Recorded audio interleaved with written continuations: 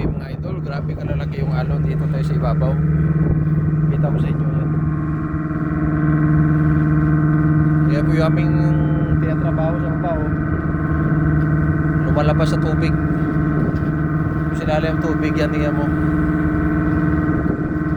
Grabe. Bali pangatlong araw na namin ngayon. Bukas pang-4 na araw na mga idol. So, sa ngayon napakalaki ng alon.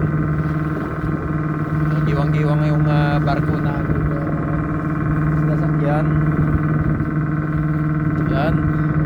Dito pa rin kami sa Sharjah Anchorage. So tis lang, napakalamig ng panahon. Minamonitor namin at hindi pa tapos yung trabaho, pero tiyaga lang, ganun talaga yung buhay natin. God bless everyone. Mabuhay po tayo.